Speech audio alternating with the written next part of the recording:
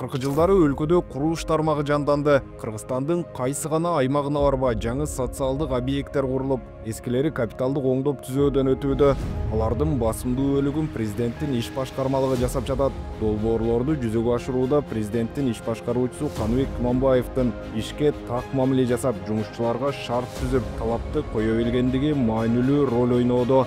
Дал ушундай кесипкөй жетекчинин кызматтагы мөөнөтүнө 3 жыл болду.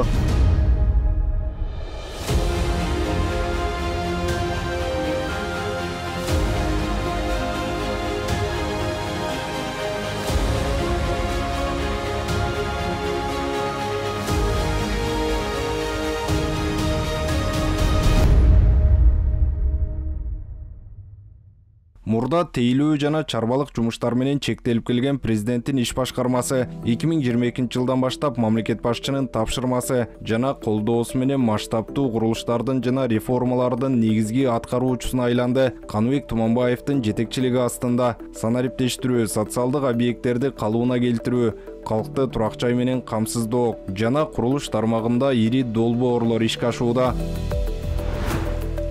Акыркы 3 жылда иш башкармалык тарабынан 100дөн ашык объект курулуп, капиталдык оңдоодон өткөрүлдү. Алардын эң негизгиси катары ынтымак-ордо президенттик администрациясынын жаңы имаратын айтсак болот. Бугауда аларча мамлекеттик жаратылыш паркы таанылгыс болуп өзгөрсө, цирк заманбап жабдуулар менен камсыздалып, жаркыраган жарык жайга айланды. Каракол эл аралык аэропорту курулду. Баткен окуясында күйүп кеткен үйлөрдүн ордуна жаңылары салынды. Ири долбоорлор менен катар эгемендүүлүктөн бери каралбай калган санаторий, курорт, спорттук жайларга экинчи өмүр тартууланды. Учурда дагы ондогон объекттерде иш кызуу жүрүп жаткан маалы. Атап айтсак, Чыңгыз Айтматов проспектиси 6 тилкелүү болуп кеңейтилүүдө. Мурунку Фламинго паркынын аймагына 8 конок үйү менен кошо жаңы конгресс холл жана шаардыктар үчүн парк салынууда. Ордо калаанын түндүк тарабына заманбап шаарча курулуп жатат. Келечекте ал жерге Ош базары, Батыш автобекети жайгашат. Бугауда Ысык көлдө каралбай калган курорттор менен ден соолукту чыңдоочу мекемелер оңдоодон өтүп жатат. Узактан бери токтоп турган Улуттук банктын жаңы имаратынын курулушу жанданып, жакында пайдаланууга берилери күтүлүүдө. Эске салсак, айрым объекттер салынгандан бери бир да жолу капиталдык оңдоодон өткөн эмес. Президент Садыр Жапаровдун демилгеси жана тапшырмасы менен Бишкекте 51 000 адамга лайыкталган жаңы стадион курулууда. Аренанын курулушу эмки жыл өтүп, Борбор Азиядагы эң чоң стадион болмокчу. Калкты турак жай менен камсыз кылууда республика боюнча 61 000 ипотекалык батир курулуп жатат жана 1,5 жыл ичинде эле 3 000ден ашык адам ак үргөлүү болушту.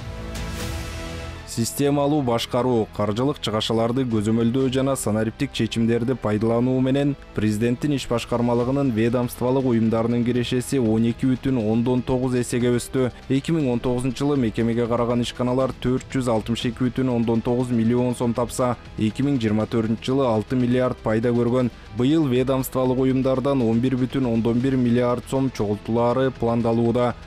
Мекеме бүгүнкү күндө социалдык объекттерди куруп, капиталдык оңдоп гана тим болбостон, алардын иштөө механизмин санариптештирүүнү бирдей алып кетүүдө. Кызмат мекемеси түзүлүп, ал аркылуу Кыргызстандын булуң бурчундагы калкты тейлөө борборлорунун кызматын жарандар онлайн алуусуна шарт түзүлүүдө. Кызмат мекемеси үчүн жаңы IT борбор ачылып, учурда мекеме түндүк тиркемесин жаңылоонун үстүндө иш алып барууда.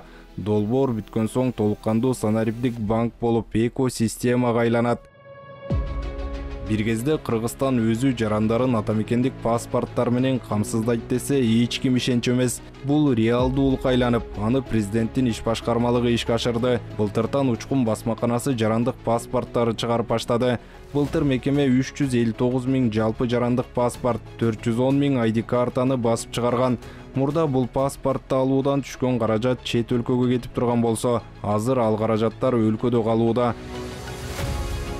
Жогордагы иштердин бардыгы Садыр Жапаровдун саясий эрки жана түз тапшырмасы менен ишке ашырылды. Президенттин ишенимине ээ болуп, Каныбек Туманбаев жетектеген команда бүгүнкү күндө мамлекеттик саясаттын негизги аткаруучусуна айланды. Ал эми жогоруда биз тизмектеген объекттер, жасалып жаткан иштердин чети гана. Алардын саны кыйла көп.